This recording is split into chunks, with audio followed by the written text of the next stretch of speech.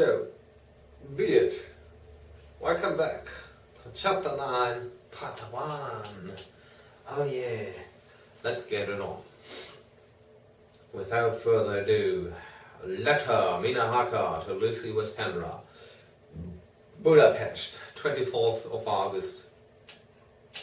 My dearest Lucy, I know you will be anxious to hear all that has happened since we parted at the railway station at Whitby.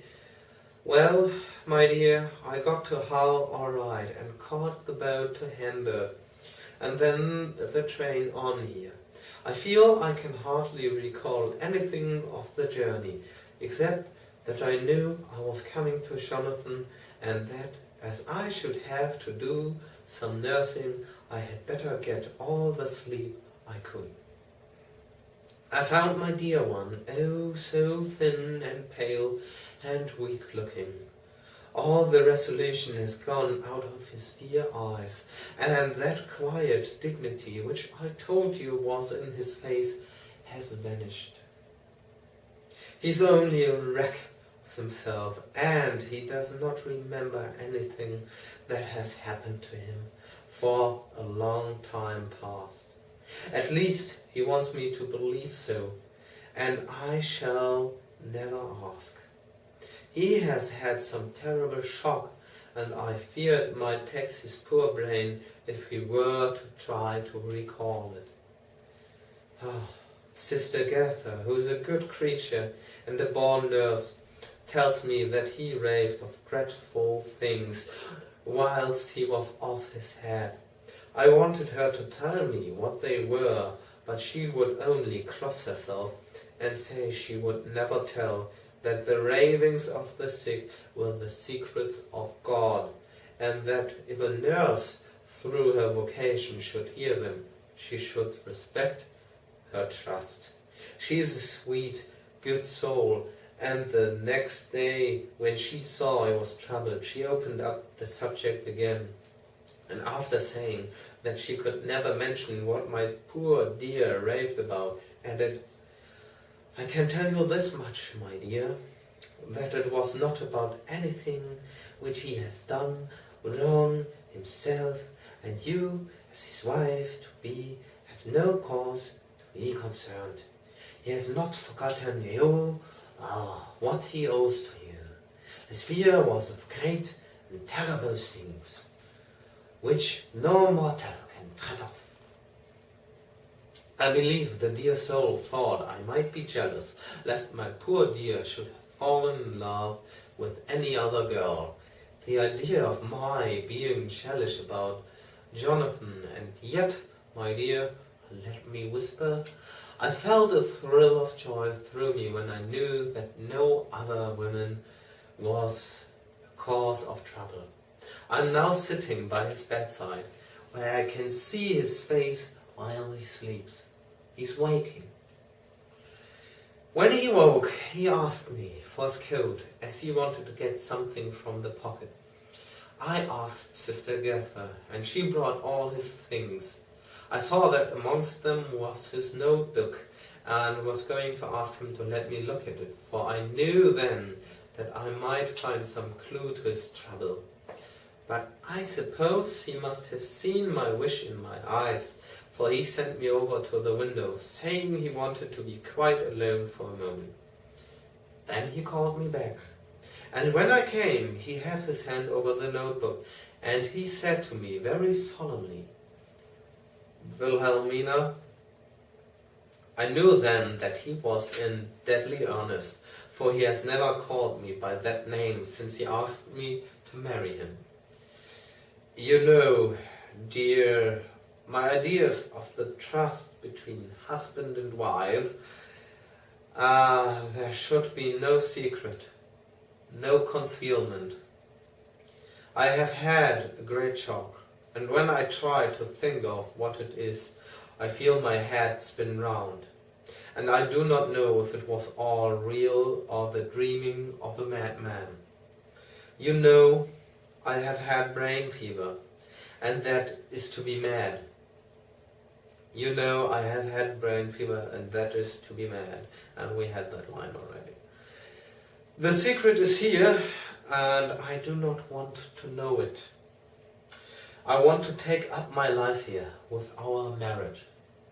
For, my dear, we had decided to be married as soon as the formalities are complete. Are you willing, Wilhelmina, to share my ignorance? Here's the book. Take it and keep it. Read it if you will, but never let me know, unless, indeed, some solemn duty should come upon me to go back to the bitter hours, asleep or awake, sane or mad, recorded here. He fell back, exhausted, and I put the book under his pillow and kissed him. I have asked Sister Agatha to beg the Superior to let our wedding be this afternoon, and am waiting her reply. She has come and told me that the chaplain of the English Mission Church has been sent for. We are to be married in an hour, or as soon after as Jonathan awakes. Lucy, the time has come and gone. I feel very solemn, but very, very happy. Jonathan woke a little after the hour, and all was ready, and he sat up in bed, propped up with pillows. He answered his "I will" firmly and strongly. I could hardly speak. My heart was so full that even these words seemed to choke me. The dear sisters were so kind. Please God, I shall never, never forget them, nor the grave and sweet responsibilities I have taken upon me. I must tell you of my wedding present. When the chaplain and the sisters had left me alone with my husband, oh, Lucy, it is the first time I have written the words, my husband. Left me alone with my husband, I took the book from under his pillow and wrapped it up in white paper and tied it with a little bit of pale blue ribbon, which was wound round my neck, and sealed it over the knot with sealing wax. And for my seal I used my wedding ring. Then I kissed it and showed it to my husband and told him that I would keep it so, and then it would be an outward and visible sign for us all our lives that we trusted each other, that I would never open it unless it were for his own dear sake, or for the sake of some stern duty.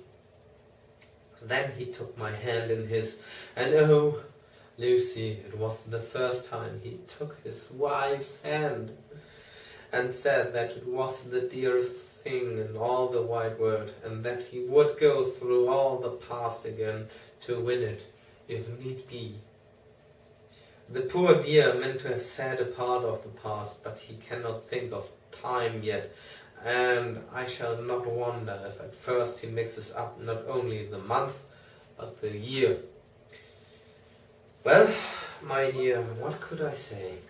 I could only tell him that I was the happiest woman in all the wide world, and that I had nothing to give him except myself, my life, and my trust, and that with these my love and for all the days of my life. My dear, when he kissed me, and my dear, when he kissed me and drew me to him with his poor weak hands, it was like a very solemn pledge between us. Lucy dear, do you know why I tell you all this? It is not only because it is all sweet to me, but because you have been and are very dear to me. It was my privilege to be your friend and guide when you came from the schoolroom to prepare for the world of life. I want you to see now, and with the eyes of a very happy wife, whither duty has led me, so that in your own married life you too may all be all happy as I am. My dear, please Almighty God, your life may be all it promises, a long day of sunshine, with no harsh wind, no forgetting duty, no distrust. I must not wish you no pain, for that can never be. But I do hope you will be always as happy as I am now. Goodbye, my dear. I shall post this at once, and perhaps write you very soon again. I must stop, for Jonathan is waking. I must attend to my husband. Your ever-loving Mina Harker. So, next time,